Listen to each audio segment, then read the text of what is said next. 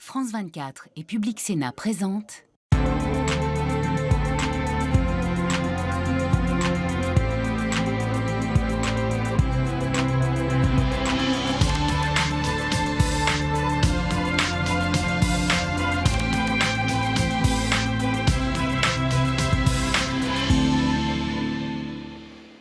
Merci de nous rejoindre à Strasbourg au Parlement européen pour un débat autour de cette question. Ursula von der Leyen, stop ou encore les élections européennes de juin prochain vont déterminer la composition du futur Parlement, mais aussi le président ou la présidente de la future Commission européenne. L'Allemande Ursula von der Leyen est candidate à sa succession. Elle est entrée en campagne en défendant son bilan, sa gestion de la crise Covid, le soutien de l'Union européenne à l'Ukraine et sa politique écologique avec le Pacte vert. Alors, début mars, elle a été confirmée par le Parti populaire européen, la droite conservatrice, mais sans faire le plein des voix. Du coup, elle est candidate d'un parti qui lui demande d'accepter une ligne plus dure sur l'immigration, plus souple sur les normes environnementales. Alors, désignée par les chefs d'État en 2019, l'Allemande avait été confirmée devant cet hémicycle par un vote majoritaire, soutenu donc par le Parti populaire européen, mais aussi le groupe centriste Renew et les socialistes et démocrates. Lui accorderont-ils leur confiance une seconde fois ? Eh bien, nous poserons la question à nos invités. Avec nous, Daniel Freund, bonjour. Vous êtes eurodéputé allemand, membre du groupe Les Verts. Nous accueillons également Fabienne Keller. Bonjour. Vous êtes eurodéputée française, membre du groupe Renew Europe au Parlement européen et de la majorité présidentielle en France. Et puis, nous accueillons Jan Olbrycht. Bonjour. Bonjour. Vous êtes eurodéputé polonais, membre du groupe du Parti populaire européen, le PPE. Première question pour vous, Jan Olbrycht. Est-ce que, en tant que membre du PPE, vous validez le bilan d'Ursula von der Leyen? Et puis, est-ce que vous avez des critiques à faire sur son action en tant que présidente de la Commission?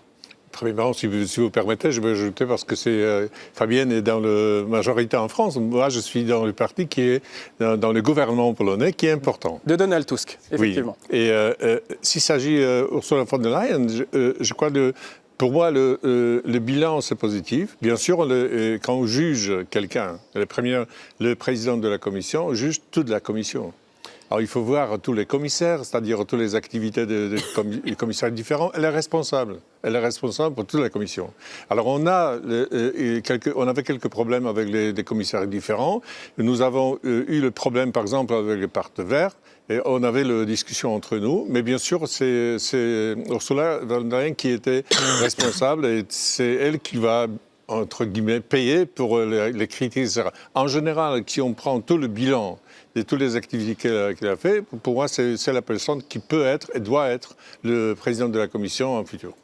Alors Fabienne Keller, vous voyez quelques critiques, y compris dans son camp. Mais pour vous, Emmanuel Macron, le bilan est plutôt globalement positif. Vous êtes content de Ursula von der Leyen ? Alors Ursula, oui, on est plutôt content de sa gestion de la Commission avec toute la complexité que vient de décrire Yann. Mais elle a fort bien réagi, par exemple, pendant la crise Covid sur le vaccin.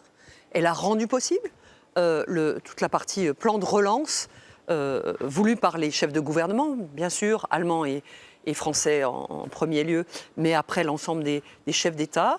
Elle a fédéré l'Europe sur la guerre en Ukraine, donc pour soutenir l'Ukraine face à cette agression russe. Donc oui, plutôt un bon bilan. Par contre, elle est aujourd'hui adoubée par le PPE sur la base d'une plateforme qui, pour certains aspects, ne nous convient pas. Il y a des aspects sur le pacte asile-migration avec l'externalisation des demandes d'asile qui ne correspondent pas au respect des conventions et du droit à toute personne persécutée d'être protégée. Donc nous verrons, elle ne peut pas être élue par le seul PPE. Elle doit être acceptée par une coalition composée des socialistes, de Renew, mon groupe, et certes du PPE qui va la soutenir. Donc nous attendons son audition et puis nos exigences aussi, qui ne pourront être formulées que quand le Parlement sera renouvelé. On parlera de son avenir politique dans ces élections européennes en juin prochain. Mais d'abord sur son bilan, Daniel Freund, alors elle n'est pas de votre camp politique, elle est de centre-droit, vous êtes écologiste, mais quand même, est-ce que vous saluez une présidente qui a fait avancer la transition écologique européenne, notamment avec le Pacte vert ? Bon, il y a des choses où on a travaillé très proche avec cette commission, aussi avec Ursula von der Leyen, et aussi toute une série de lois que nous, on a supportées en tant que Verts. On a voté pour les éléments du pacte vert. il y a aussi des choses qu'on a fortement critiquées, par exemple son bilan sur l'état de droit. On en parlera. Alors, effectivement, la question se pose pour votre parti, au sein même de votre parti, le PPE. À la fois, dans un premier temps, vous étiez favorable à cet ensemble de législation. 50 textes du Pacte vert, une trentaine qui ont été passés.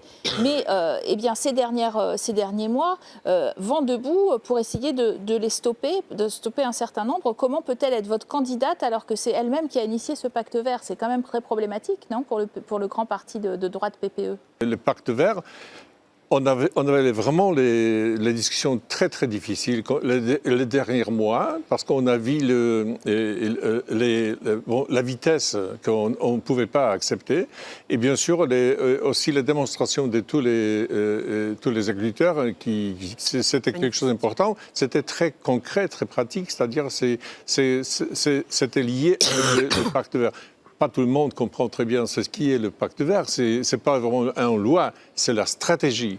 Mais dans la stratégie, on partage l'idée de stratégie. Mais s'il s'agit les décisions concrètes, nous, on trouve, pas aujourd'hui, pas de dernière semaine, mais quelques mois, que la vitesse de quelques décisions est trop forte et on ne peut pas aller si vite. Et justement, sur cette vitesse d'application du Pacte vert, le Pacte vert, on le rappelle pour nos téléspectateurs, c'est une stratégie avec des textes législatifs qui ont pour objectif d'atteindre la neutralité carbone en 2050. Sur cette vitesse d'application du Pacte vert, il y a eu un coup de frein quand même qui a été mis par la Commission européenne dans l'application de ce Pacte vert, avec par exemple la décision en pleine crise agricole d'Ursula von der Leyen de retirer le texte qui prévoyait de baisser de 50% l'utilisation des pesticides en 2030. Quand même, Fabienne Keller, est-ce que Ursula von der Leyen n'a pas abandonné son ambition écologique initiale avec cette pause environnementale? J'espère que non. Ce qui est clair, c'est qu'elle a voulu donner des signes très forts aux agriculteurs qui manifestaient en Pologne d'abord, en Allemagne, en France et dans beaucoup de pays d'Europe. Mais les pesticides sont rémanents. Ils se concentrent dans nos eaux, dans nos sols, dans nos corps. Tout le monde est d'accord sur le fait qu'à moyen terme, il faut les réduire fortement, mais il n'y a pas de moyen ou de long terme sans prendre des mesures à court terme. Il y a des agriculteurs qui dépendent de certains produits, comment trouver des alternatives, comment assurer des rémunérations correctes s'ils épandent moins de pesticides et donc ont des risques sur leur récolte. C'est tout ça qui est au cœur du débat, qui a été longuement discuté, mais dont l'équilibre a été très fortement fragilisé par des baisses des prix. Il y a d'autres facteurs, et en particulier l'importation assez massive de céréales ukrainiennes qui ne pouvaient plus sortir par la mer Noire. Donc une espèce de choc sur les marchés des céréales. Et beaucoup d'agriculteurs produisent des céréales avec comme revenu complémentaire. Avec ça, vous serez d'accord avec Daniel Freund, mais lui va répondre qu'il faut aller plus vite et pas moins vite.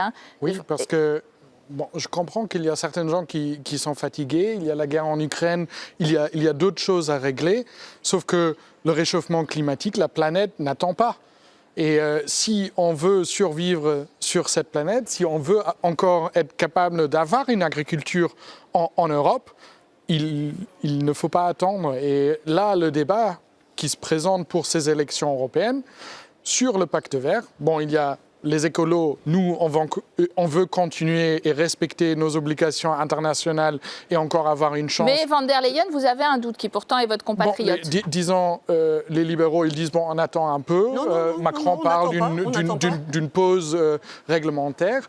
Et puis, partie des conservateurs disent, il y a des éléments, mais pas seulement stop, mais on va en revenir parce que sur la question, par exemple, du moteur combustible, Manfred Weber dit très clairement, il faut en revenir sur cette décision. Le diesel, c'est le futur. Et ça, mais vous avez commencé à initier une autre question qui était assez intéressante, celle de l'état de droit, qui était une des grandes priorités aussi de von der Leyen. Le Parlement vient de saisir la Cour de justice de l'Union européenne contre la Commission von der Leyen, précisément parce qu'elle l'accuse d'avoir dégelé les fonds pour la Hongrie de Viktor Orban, 10 milliards d'euros, en échange de son soutien au dernier sommet pour l'Ukraine et son adhésion à l'UE, sa future adhésion. Est-ce que vous l'accusez aussi, la présidente de la Commission, qui est pourtant allemande, d'être pas rigoureuse sur l'état de droit? Tout à fait. Et là, on est d'accord au Parlement Depuis les conservateurs jusqu'à la gauche, on a tous supporté cette étape maintenant d'aller devant la Cour parce que l'état de droit, ça ne peut pas être un élément de négociation. L'état de droit, c'est le fondement de cette union et ça doit être protégé. Jan Olbricht aussi, vous diriez qu'Ursula von der Leyen a échangé le soutien de la Hongrie à l'Ukraine contre le respect de l'état de droit ? À propos, nous ne sommes pas les conservateurs. Les conservateurs, ce sont nos collègues des ICR. Nous sommes les démocrates chrétiens, en général les centres-droite. C'est la différence assez importante, quand vous dites les conservateurs. Et s'il s'agit de l'état de droit, moi je suis polonais.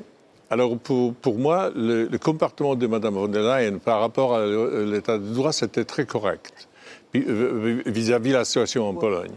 C'était très clair et très transparent.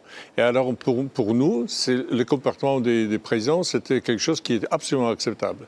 La discussion, c'était autour de Hongrie.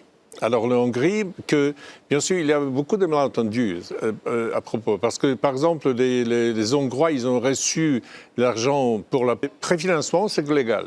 Mais c'était 10 milliards qui étaient ajoutés que la Commission a dit que les Hongrois, ils ont vraiment préparé les changements de droit, pas les conséquences de l'état de droit. Ça, c'est pas vrai, vous dites. Ça, c'est pas évident, parce que si je comprends bien, le gouvernement a présenté le plan de changement. Et bien sûr, maintenant, on peut discuter si c'était trop vite ou pas trop vite.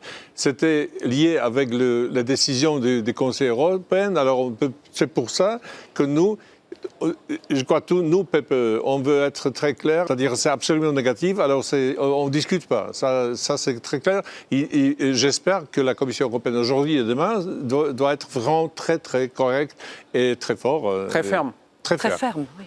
Voilà.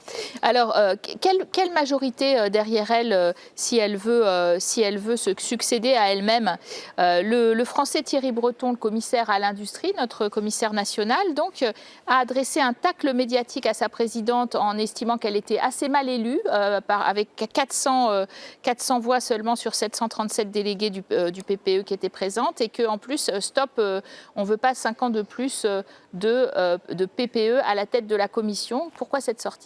Je ne sais pas, je n'en ai pas parlé avec Thierry Breton. La présidente ou le président de la commission doit être élu par une majorité. La majorité actuellement en place est autour du centre, hein. PPE, centriste de Renew, socialiste et démocrate. J'espère que ce sera la même majorité qui se dégagera. Nous discutons beaucoup, nous construisons beaucoup de compromis ensemble sur le pacte asile-migration dont je m'occupe beaucoup. C'est cette majorité-là qui est en train de terminer les votes et l'accord de tous sur le pacte. Donc c'est très important, c'est une majorité centre-droit, centre-gauche, modérée, on exclut les extrêmes. J'espère que c'est ce même élan qui avait failli nous permettre de il y a quand même un gros couac à la commission. Est-ce qu'il est candidat à quelque chose, Thierry Breton, avec l'accord du président français ou pas ? Je pense qu'il est candidat à son renouvellement, que c'est le commissaire français, Thierry Breton. Il a fait un travail remarquable. Il vient encore de proposer 100 milliards d'investissements dans les armes, puisqu'on voit bien qu'on est en grande difficulté pour soutenir l'Ukraine. Ça veut dire qu'en termes géostratégiques, on a une faiblesse militaire et de défense. Et ça, Van der Leyen l'a retoqué, donc peut-être qu'il n'est pas très content. Il a une forte personnalité, il a fortement contribué à la réindustrialisation en Europe, c'est très important. Donc la Commission, c'est des personnalités, elles sont parfois en rivalité, ainsi va la politique, mais reconnaissons son bilan qui, en termes d'économie et d'industrie, est remarquable. Vous parliez de l'alliance politique autour d'Ursula von der Leyen sur ce premier mandat, c'est-à-dire PPE, Renew et sociodémocrates. Daniel Freund, est-ce que vous craignez qu'après les élections européennes, cette alliance change et fasse entrer notamment les ECR qui pourraient se rapprocher du PPE ? Est-ce que ça peut être une alliance nouvelle possible autour d'Ursula von der Leyen qui, je le rappelle, s'est aussi rapprochée de la première ministre italienne Giorgia Meloni, notamment sur les questions d'immigration. Bon, rappelons qu'en 2019, elle était élue à 9 voix près ici au Parlement, donc c'était très, très juste. Et que elle a été élue. Elle était élue, mais à l'époque encore avec les votes de Fidesz et du PiS polonais. que Ah ouais je crains que cette fois-ci, ils ne vont pas voter pour elle. Les sondages actuellement, ils donnent plus de majorité von der Leyen qui gouverne actuelle, aura peut-être pas de majorité après les élections. Et du coup, c'est toute la question, comment élargir, si elle veut être réélue, cette majorité. Donc, est-ce qu'on négocie avec nous, en tant qu'écolo verts, si on intègre la majorité von der Leyen, ou est-ce qu'ils vont chercher du côté droite, extrême droite? Bon, évidemment, nous, on ne va pas faire coalition avec l'extrême droite ici au Parlement européen, ça c'est clair. Bon, après, c'est aux autres partis qui font partie de la majorité von der Leyen de clarifier cette question. Est-ce qu'on veut aller chez les Verts ou est-ce qu'on veut aller chez Meloni ou autre? Mais en tout cas, à vous ne droite faites pas alliance avec la droite radicale. On est d'accord, les Renew, vous ne serez pas d'accord. C'est pas possible. On est en train de parler du PiS en Pologne, qui était au pouvoir, un pouvoir d'autocrate, hein, et de Fratelli d'Italia en Italie. Fratelli de Mme Meloni. Donc c'est pas possible. Et je tiens à souligner que pour le dernier mandat, on avait longtemps discuté la coalition avec les Verts dans le paquet. Il était prévu d'ailleurs de rédiger un accord de coalition. Puis on n'a pas mis la dernière touche qui permettait à tout le monde de s'accorder. Puis les Verts ont décidé de faire un pas de côté. Mais les Verts sont assez souvent les partenaires. C'était pas ça. Si je peux juste terminer, les Verts sont assez souvent partenaires des coalitions, texte à texte. Pas toujours, voilà, ce sont des alliés. Pour conclure, Jan Olbricht, est-ce qu'on peut imaginer, notamment avec un parti populaire européen qui a un programme plus dur sur l'immigration, on peut imaginer une nouvelle alliance PPE, ECR autour d'Ursula von der Leyen? Est-ce que vous pouvez imaginer l'alliance entre nous, c'est-à-dire le parti plateforme de la Pologne avec PiS de SR? Pas possible. Pas possible. Alors, mais ça veut dire que je crois qu'il ne faut pas oublier que Ursula von der Leyen doit être proposée par le gouvernement socialiste des Verts. Alors aussi, il y a quand même l'obligation aussi pour elle d'être le commissaire dans un sens très large. Mais je trouve que dans le Parlement du futur, on va vraiment la division très claire, pas la coalition, la division pro-européenne et anti-européenne. Je crois que ça sera le plus important et Ursula sera sur le côté pro-européen. Et ce sera le mot de la fin. Merci à vous d'avoir suivi ce débat. Merci à vous, bien sûr, d'y avoir participé. À très bientôt sur nos deux antennes pour plus d'informations. Vous aviez...